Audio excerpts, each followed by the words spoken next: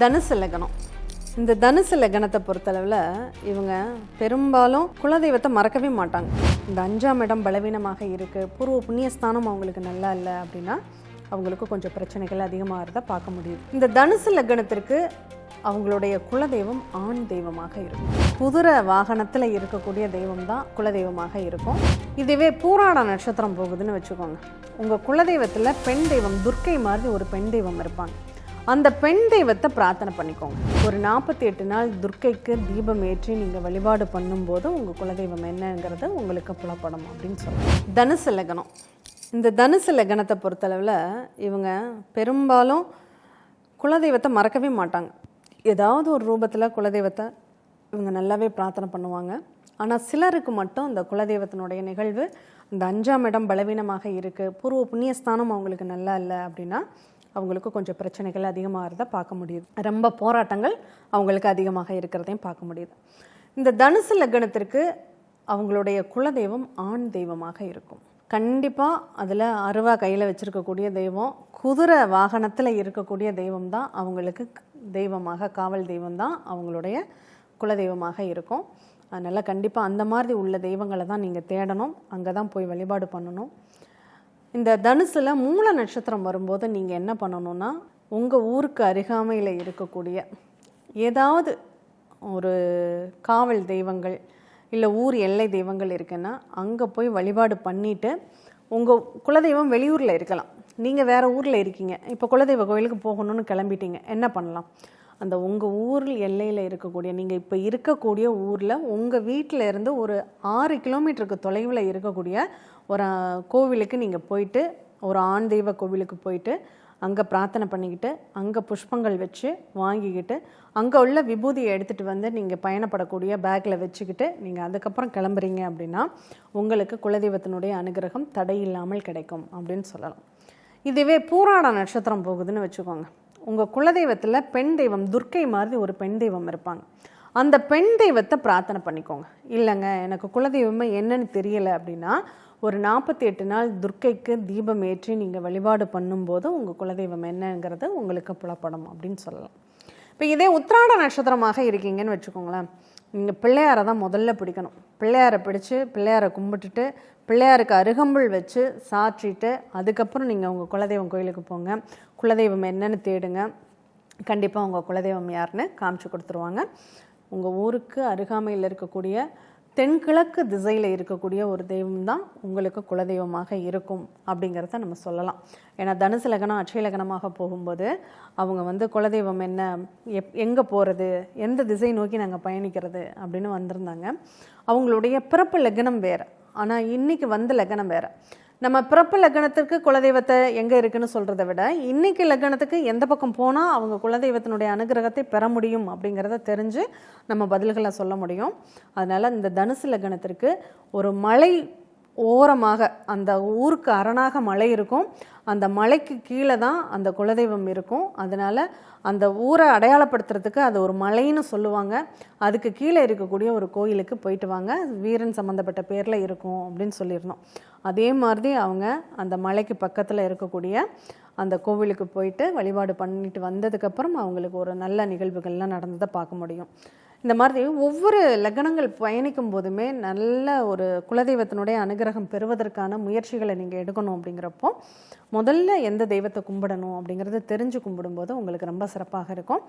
இன்னும் சொல்லப்போனால் இந்த தனுசு லக்னக்காரங்க மலை கோயிலில் இருக்கக்கூடிய ஏதாவது ஒரு கோவிலுக்கு போய் நீங்கள் பிரார்த்தனை பண்ணிட்டு வந்துட்டு அதுக்கப்புறம் உங்கள் குலதெய்வ கோவிலுக்கு போனாலும் உங்களுக்கு ரொம்ப சிறப்பான பலன்கள் அப்படிங்கிறது நிச்சயமாக கிடைக்கும். நம்மளுடைய குலம் காக்கக்கூடிய தெய்வம் முதன்மையானது குலதெய்வம் தான். நம்ம முன்னோர்களுடைய ஆத்மாக்கள்லாம் எங்கே போய் ஐக்கியமாயிருக்கும்னா குலதெய்வ கோயிலில் தான் ஐக்கியமாயிருக்கும் அப்படின்னு சொல்லுவாங்க. அதனால தான் குலதெய்வத்திற்கு படையல் போடும்போது அந்த முன்னோர்களையும் அழைச்சி அவங்களுக்கும் சேர்த்து படையல் போட்டு அங்கே எல்லாரும் உறவுகளை கூடி படையல் போடுற வழக்கம் அப்படிங்கிறது குலதெய்வ கோயிலில் தான் இருக்குது.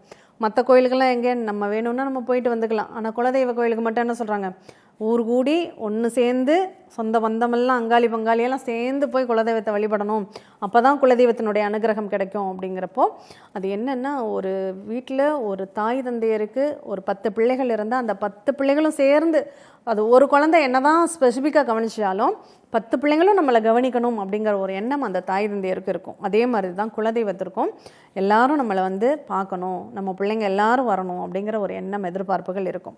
அதனால தான் எல்லாருமே போய் ஒருமனதாக கூட்டு வழிபாடுக்குன்னு வைப்ரேஷன் ரொம்ப அதிகம். அந்த குலதெய்வத்தை வழிபடும்போது நமக்கு எல்லா விதத்திலும் நன்மைகள் கிடைக்கும். நம்ம ஜாதகத்தில் நமக்கு ஒரு தொழில் நல்லா இல்லை, நமக்கு தொழிலில் நிறைய லாஸ் நடந்துகிட்டே இருக்குது, நம்ம சரியாக தான் இருக்கோம், ஆனால் நமக்கு ஒரு விஷயம் நல்லதாகவே நடக்க மாட்டேங்குது அப்படிங்கிறதுக்கு காரண காரியம் நம்ம ஜாதகத்தில் உங்களுக்கு தொழில் சூப்பராக வரும்னு சொல்லியிருப்பாங்க, ஆனால் இங்கே தொழில் நமக்கு ரொம்ப டல்லாக இருக்கும். காரணம் என்ன?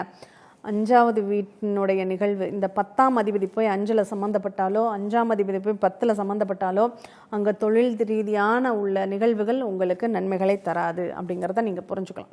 அது நம்ம அட்சயலக்ன பദ്ധதி படித்த எல்லாருக்குமே தெரியும். இந்த 5ம் 10ம் சம்மந்தமே பெறக்கூடாது. அப்போ இந்த தொழிலுக்கும் இந்த குலதெய்வத்தினுடைய அனுகிரகத்துக்கும் அவ்வளோ விசேஷம் அப்படிங்கிறது உண்டு. அதே மாதிரி கர்மா அப்படின்னு சொல்கிறது இந்த 10ஆம் பாவம். நம்மளுடைய கர்மாவை கழிப்பதற்கு உள்ள அதிகாரம் யாருக்கிட்ட இருக்குது அப்படின்னா முதல்ல குலதெய்வத்துக்கு தான் உண்டு. நம்ம என்ன பாவம் பண்ணியிருந்தாலும் சரி, அது குலதெய்வத்துக்கிட்ட போய் சரண்டர் ஆகிட்டோம்னா அந்த பாவத்தெல்லாம் மன்னிச்சு, நம்ம என்ன தப்பு பண்ணாலும் நம்ம பெற்றவங்க நம்ம மன்னிச்சு ஏற்றுக்குவாங்க இல்லையா? அதே மாதிரி நம்ம தவறுகளெல்லாம் மன்னித்து ஏற்றுக்கக்கூடிய பக்குவம் யாருக்கிட்ட இருக்குன்னா குலதெய்வத்துக்கிட்ட தான் இருக்குது. குலதெய்வம் தான் நமக்கு முதல்ல ஒன்றுன்னா வந்து நிற்கும்.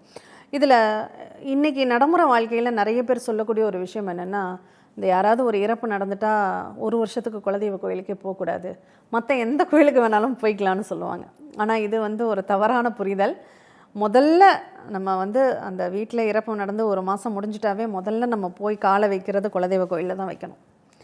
ஆனால் என்ன பண்ணக்கூடாதுன்னா, அங்கே போய் விசேஷ பூஜைகள் பண்ணக்கூடாது, நம்ம படையல் போடக்கூடாது, வேண்டுதல் பண்ணக்கூடாது, பிரார்த்தனைகள் பண்ணக்கூடாது. அது மட்டும்தான் நம்ம தவிர்க்கணுமே தவிர குலதெய்வத்தை பார்க்கக்கூடாது அப்படிங்கிறது சொல்லவே கூடாது.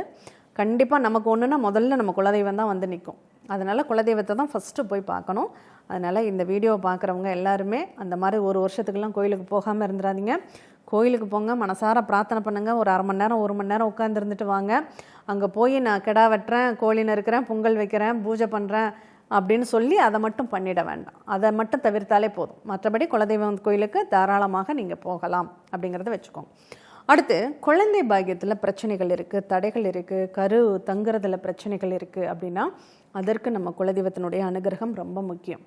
அதே மாதிரி குழந்தைகள் வந்து ஒரு மகிழ்ச்சியான வாழ்க்கையை சந்திக்கணும். இப்போ ஒரு 50-60 வயசு ஆயிடுச்சு, என் குழந்தைங்க நல்லா வாழ்ந்தாலே எனக்கு போதும் அப்படிங்கிறப்போ அந்த பெற்றவங்க மனசு எதை நோக்கி இருக்கும்னா குலதெய்வத்தை நோக்கி தான் இருக்கும்.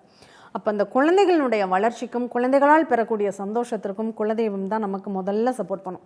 வயசான காலத்தில் பெரியவங்கெல்லாம் சொல்லுவாங்க, ஏதாவது ஒரு குறை இருக்குது, ஒரு தடை இருக்குது, ஒரு தாமதம் ஏற்படுது, கல்யாணத்திலே ஒரு தாமதம் ஏற்படுதுன்னா என்ன கிரகமோ தெரிலப்பா, முதல்ல குலதெய்வம் கோயிலுக்கு போயிட்டு வரலாம், போய் ஒரு வேண்டுதலை வச்சுட்டு வரலாம் அப்படின்னு சொல்லி முதல்ல அங்கே தான் போவாங்க. அதே மாதிரி இந்த குலதெய்வம் தான் நம்ம எல்லாத்துக்குமே நமக்கு சப்போர்ட் பண்ணக்கூடியது. குலதெய்வத்தினுடைய அனுகிரகம் இருந்துட்டாலே நமக்கு எந்த பிரச்சனையும் கிடையாது. இந்த நிறைய பேர் சொல்லுவாங்க, எனக்கு என்னன்னே தெரில, அமானுஷ்யமாக சில பிளாக் மேஜிக் யாரும் வச்சுருப்பாங்களோ அப்படின்னு ஒரு பயமாக இருக்குது அப்படின்னு சொல்லுவாங்க. இந்த பிளாக் மேஜிக் வந்து யாருக்கு வைக்க முடியும் அப்படின்னா, குலதெய்வத்தை கட்டினாதான் இந்த செய்வினை அப்படிங்கிறதே செய்ய முடியும். அது ஏன்னா எங்களுக்கு இந்த மாந்திரிக லைனில் எங்கள் முன்னோர்கள்லாம் இருந்ததுனால நமக்கு அந்த லைன் ரொம்ப தெரியும். அவங்க முதல்ல சொல்லக்கூடியது என்ன, ஒரு நல்லது செஞ்சாலும் கெட்டது செஞ்சாலும் ஒரு நல்லது பண்ணணுன்னா குலதெய்வத்துக்கு சிறப்பு பூஜை பண்ணிவிட்டு குலதெய்வத்தினுடைய அனுமதியோடு தான் ஒரு விஷயத்தை பண்ணுவாங்க. அதே மாதிரி ஒரு யாருக்காவது செய்வினை செய்கிறதுனாலும் அவங்க குலதெய்வம் என்னன்னு தெரிஞ்சு அந்த குலதெய்வத்தை கட்டு போட்டுட்டு தான் அவங்களுக்கு செய்வினைங்கிறதே செய்ய முடியும். அந்த மாதிரி நிறைய நிகழ்வுகள் இருக்குது. அதனால் நம்மளை உயிர் காக்கக்கூடிய, தர்மம் தலை காக்குங்கிற மாதிரி நம்மளை காக்கக்கூடிய ஒரு தெய்வம் என்னென்னா அது குலதெய்வம் தான். அந்த குலதெய்வத்தை எந்தளவுக்கு நீங்கள் குலதெய்வத்துக்கு அவ்வளோ பண்ணணும் இவ்வளோ பண்ணணும் இதெல்லாம் பண்ணால் தான் அந்த தெய்வம் நம்மளை ஏற்றுக்கும்லாம் கிடையவே கிடையாதுங்க. நீங்கள் தினமும் தூங்கும்போது இன்றைக்கி நாளைக்கு நன்றி சொல்லிவிட்டு உங்கள் குலதெய்வத்துக்கு நன்றி சொல்லுங்கள். மறுநாள் எழுந்திரிக்கும் போது இந்த நாளை நல்ல நாளாக நடத்தி கொடுன்னு உங்கள் குலதெய்வத்தை பிரார்த்தனை பண்ணிக்கோங்க, நன்றி சொல்லுங்கள். இதுவே உங்கள் குலதெய்வம் எப்போதுமே உங்களுக்கு துணையாக இருப்பதற்கு உண்டான ஒரு வழி அப்படின்னு சொல்லலாம். அடுத்து நம்மளுடைய தலைமுறைகளுக்கு அதை பழக்கி விடணும். நம்ம குழந்தைகள்லேருந்தே குலதெய்வம் இதுதான்னு சொல்லி சொல்லி சொல்லி அந்த குழந்தைகளுக்கு வளர்க்கணும். நம்மளுடைய மூதாதையர்களுடைய பேர்களை இப்போ செட்டிநாட்டில் நாங்கள் இருந்ததுனால செட்டிநாட்டினுடைய நிகழ்வுகள் எங்களுக்கு தெரியும். அங்கே என்ன பண்ணுவாங்க, ஒரு கதவுல கூட இனிஷியல் இருக்கும், பானா, லானா, ரூனா, நானா, மானா, பழனியப்ப செட்டியார் அப்படின்னு இருக்கும். அவங்க முன்னோர்களை நம்ம மறக்கக்கூடாது அப்படிங்கிறதுக்காக தான் அந்த முன்னோர்களுடைய பெயர்களை அடுத்தடுத்து வச்சாங்க. இப்போ ராஜராஜ சோழன் எடுத்துட்டா முதலாம் ராஜராஜ சோழன், இரண்டாம் ராஜராஜ சோழன்னு அவங்களுடைய வம்சாவளிகளை இன்னமும் நம்ம வந்து ஞாபகம் வச்சுக்கிறோம். அந்த மாதிரி தான் தாத்தா பேரை பேரனுக்கு வைக்கிறது அப்படிங்கிற வழக்கம் தொன்று தொட்டு இருந்தது. இன்றைக்கி அதெல்லாம் மாற்றிட்டோம். இதெல்லாம் மாற்றிட்டோம்னாவே குலதெய்வத்துக்கிட்ட இருந்தும் நம்ம தள்ளி போயிட்டோம் அப்படிங்கிறது தான் அர்த்தம். நிறைய பேர் குழந்தைங்களுக்கு பேர் வைக்கிறதே குலதெய்வத்தினுடைய பேர் தான் வைப்பாங்க. மாயாண்டி அப்படிங்கிறது குலதெய்வத்தினுடைய பேராக இருக்கும். இந்த மாதிரி நிறைய நிகழ்வுகளை நம்ம சொல்லிகிட்டே போகலாம். அதெல்லாம் நம்ம வந்து இப்போவும் நம்ம அதெல்லாம் பயன்படுத்தலாம். ஒரு குலதெய்வத்தினுடைய பேரை ஒரு குழந்தைக்கு வைக்கும்போது அந்த குலதெய்வம் அந்த குழந்தைக்கு காவலாக இருக்கும் அப்படிங்கிற ஒரு ஐதீகமும் அப்போல்லாம் இருந்துட்டு வந்தது. அதெல்லாம் இன்றைக்கி மறந்துட்டோம். அதெல்லாம் மறக்காமல் மறுபடியும் ஃபாலோ பண்ணணும் அப்படிங்கிறத இந்த ஓம் சரவண பவ நேயர்கள்கிட்ட நானும் கேட்டுக்கிறேன். ஏன்னா குலதெய்வம் தான் நம்ம எல்லா வித சௌரியங்களுக்கும், நம்ம ஒரு வசதியான வளமான ஆரோக்கியமான ஒரு வாழ்க்கையை நம்ம வாழணுன்னா அதற்கு நம்ம குலதெய்வத்தினுடைய அனுகிரகம் கண்டிப்பாக வேணும். அதனால் குலதெய்வம் தெரியலைங்கிறவங்க தயவு செஞ்சு நீங்கள் ஓஞ்சு உட்காந்துட வேண்டாம். உங்களுக்கு ஜாதகமே இல்லைன்னாலும் பரவாயில்ல, ஒரே ஒரு விளக்கு போதும். அந்த விளக்கை விடிய காலையில் 4:30 to 6:30 நீங்கள் ஏற்றி வச்சு அந்த இடத்துல உங்கள் மனசை கொண்டு போய் வச்சு உங்கள் குலதெய்வம் எதுவாக இருந்தாலும் போதும். அது ஒரு பெண், உங்களுக்கு ஒரு ஆண் தெய்வத்தை பிடிக்குமா ஒரு ஆண் தெய்வத்தை நீங்கள் பிரார்த்தனை பண்ணுங்கள், இல்லை பெண் தெய்வத்தை பிடிக்குமா பெண் தெய்வத்தை பிரார்த்தனை பண்ணிக்கோங்க. அந்த குலதெய்வத்தை மனசில் நினச்சி எதுவாக இருந்தாலும் உங்களுக்கு தெரியாது. என்னுடைய அப்பா அம்மா யாருன்னு எனக்கு தெரியாமல் இருக்கலாம், ஆனால் நான் தான் பிள்ளைங்கிறது அவங்களுக்கு தெரியாமல் இருக்காது இல்லையா? அந்த மாதிரி அவங்களுக்கு தெரியும் நம்ம பிள்ளைகள்னு. அந்த தெய்வம் எங்கே இருந்தாலும் நமக்கு ஓடி வந்து உதவி செய்யும். இந்த வழிபாட்டை கண்டிப்பாக பண்ணுங்கள், நல்லதே நடக்கும்.